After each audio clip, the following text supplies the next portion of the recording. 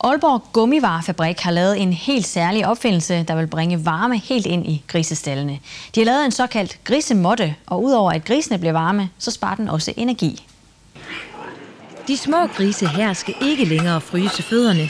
Det synes jeg faktisk det er rigtig godt. En ny specialdesignet måtte skal i stedet for almindelig gulvvarme holde grisene varme om sulet. Jamen, vi havde en svineproducent, der forespurgte på et produkt, som havde den her isolerende evne.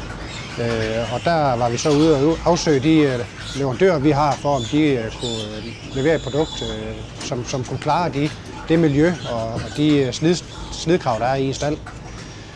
Og der fandt vi frem til det produkt her.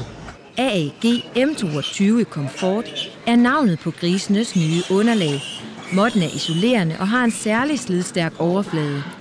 Udover at holde smågrisene varme, kan Rune Nielsen også slukke for gulvvarmen i stallen. Jamen, når Rune han har lagt alle sine måtter ind i farstallen, så kan han sådan set slukke sit oliefyr her. Og så sparer han de 14.500 i olie, tilsvarende 90.000 kroner om året. Og det er længe siden, at Rune Nielsen har gjort sådan en god handel. Jamen, nu har vi har afprøvet dem her i et halvt år, og jeg var lidt skeptisk lige i starten, men de løber. Jamen, det er lige så godt, som når vi har gulvvarme inde ved smågrisene. Jamen, det er jeg da rimelig glad for, det må jeg sige. Det er et rigtig godt køb. TV2 Nord bidrager gerne med flere gode idéer, der kan skrives på listen over store danske opfindelser.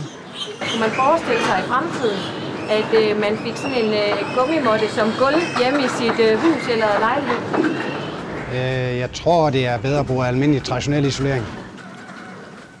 De energibesparende måtter er tjent ind i løbet af et halvt til et helt år, afhængig af, hvad man fyrer med. Og måtterne har i øvrigt en levetid på ca. 10 år.